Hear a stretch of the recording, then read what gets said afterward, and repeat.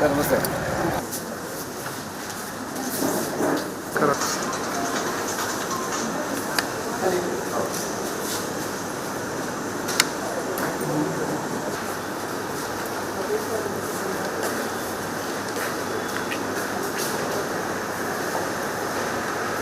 ನೂರಕ್ಕೆ ನೂರು ವಿಶ್ವಾಸ ಇದೆ. ನಾನು ನಿನ್ನೆ ರಾತ್ರಿಯವರೆಗೂ ಮತದಾರರನ್ನ ಫೋನ್ನ ಮೂಲಕ ಸಂಪರ್ಕ ಮಾಡುವಾಗ ಭಾಳ ಒಳ್ಳೆಯ ಈಗಾಗಲೇ ಅವರು ನಿಶ್ಚಯ ಮಾಡಿದ್ದು ಗೊತ್ತಾಗ್ತದೆ.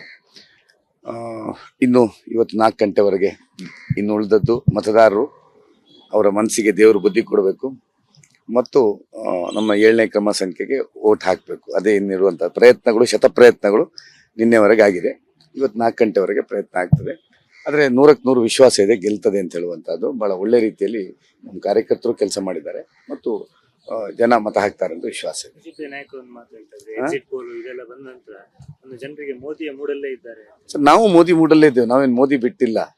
ನಾಳೆ ಅವರು ವಿನ್ ಆಗಬೇಕು ಅಂತ ನಾವು ಬಯಸುವವರು ಮತ್ತು ಅವರು ಗೆದ್ದೇವೆ. ಈ ಚುನಾವಣೆ ಬೇರೆ, ಆ ಚುನಾವಣೆ ಬೇರೆ, ಹಾಗಾಗಿ ಏನಿಲ್ಲ. ಆದರೆ ಭಾಳ ಬೇಸರದ ವಿಷಯ ಅಂತ ಹೇಳಿದರೆ, ಬಿಜೆಪಿಯ ಒಂದು ಅಭ್ಯರ್ಥಿ ಆದಂಥವ್ರು ಇವತ್ತು ಎಲ್ಲ ಮನೆಗಳಿಗೆ 2,2 ಸಾವಿರ ರೂಪಾಯಿ ಶಿವಮೊಗ್ಗ ಭಾಗದಲ್ಲಿ, ಉಡುಪಿ ಮಂಗಳೂರಲ್ಲಿ ಕೊಡಲಿಲ್ಲ, ಶಿವಮೊಗ್ಗ, ಚಿಕ್ಕಮಗಳೂರು, ಕೊಡಗು ಈ ಭಾಗದಲ್ಲಿ ಪ್ರತಿ ಮನೆಗೆ ಕವರ್ 2,2 ಸಾವಿರ ಕೊಡುವಂಥ ಫಸ್ಟ್ ಟೈಮ್ ನಮ್ಮ ಪದವೀಧರದ ಇತಿಹಾಸದಲ್ಲಿ, ನೈಋತ್ಯ ಪದವೀಧರದಲ್ಲಿ ಇಷ್ಟವರೆಗೆ ಯಾವ ಅಭ್ಯರ್ಥಿಯೂ ಮಾಡಲಿಲ್ಲ, ಅಥವಾ ಇಷ್ಟವರೆಗೆ ಕಾಂಗ್ರೆಸ್ಸು ಮಾಡಲಿಲ್ಲ, ಈ ಸರ್ತಿಯೂ ಮಾಡಲಿಲ್ಲ, ಅಥವಾ ಯಾವುದೇ ಇಂಡಿಪೆಂಡೆಂಟ್ಗಳು ಮಾಡಲಿಲ್ಲ. ಅಂದರೆ ಇವತ್ತು ಹಣ ಕೊಟ್ಟು ವೋಟ್ ಪಡ್ಕೊಳ್ಳುವಂಥ ಪರಿಸ್ಥಿತಿ ಇವತ್ತು ಈ ಅಭ್ಯರ್ಥಿ ಬಂದದ್ದು. ನಾನು ನಮ್ಮ ಪರಿವಾರದ ಹಿರಿಯರಿಗೆ ವಿನಂತಿ ಮಾಡ್ತೇನೆ, ನೋಡಿ ಈ ಸಂಸ್ಕೃತಿ ನಮ್ಮ ಪದವೀಧರದಲ್ಲಿ ಈ ಕವರ್ ಹಂಚುವ ಸಂಸ್ಕೃತಿ ಶಿವಮೊಗ್ಗದಲ್ಲಿ ಲೋಕಸಭೆ ಚುನಾವಣೆಯಲ್ಲಿ ಮಾಡಿದ್ದಾರೆ. ನಾನು ಅಲ್ಲಿದ್ದೆ, ಗೊತ್ತು, ಅದು ಬೇರೆ ಜನರಲ್ ಎಲೆಕ್ಷನ್ಸ್ಗಳು.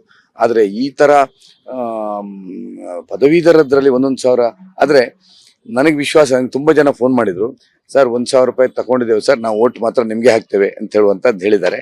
ಅವ್ರ ಹತ್ರ ದುಡ್ಡಿದೆ, ಆ ದುಡ್ಡನ್ನು ನಾವು ತಗೊಳ್ತೇವೆ, ಬಟ್ ವೋಟ್ ಮಾತ್ರ ನಿಮಗೆ ಮಾಡಿ. ಯಾಕಂದರೆ ಪದವೀಧರರನ್ನ ಹಣ ಕೊಟ್ಟು ವೋಟ್ ಪಡ್ಕೊಳ್ಬೋದು ಅಂತ ಹೇಳುವಂಥದ್ದು ಸುಳ್ಳು. ಅದು ಈ ಚುನಾವಣೆಯಲ್ಲಿ ಸಾಬೀತಾಗ್ತದೆ. ಮತ್ತು ನಿನ್ನೆ ಹೇಗೆ ಒಂದು ಪ್ರಚಾರ ಮಾಡಿದರು, ಸುವರ್ಣ ಟಿವಿ ಅಂತ ಹಾಕ್ಕೊಂಡು ಫೇಕ್ ಮಾಡಿಕೊಂಡು ರಘುಪತಿ ಭಟ್ರು ಕಣದಿಂದ ಹಿಂದಕ್ಕೆ ಬಂದಿದ್ದಾರೆ ಅಂತ ಹೇಳುವಂಥದ್ದು ಹಾಕ್ತಾಯಿದ್ರು. ಇದೆಲ್ಲ ಸುಳ್ಳು ಸುದ್ದಿ, ಅಂಥದ್ದು ಯಾವುದೂ ಇಲ್ಲ. ನಾನು ಕಣದಲ್ಲಿದ್ದೇನೆ ಮತ್ತು ಗೆಲ್ತೇನೆ.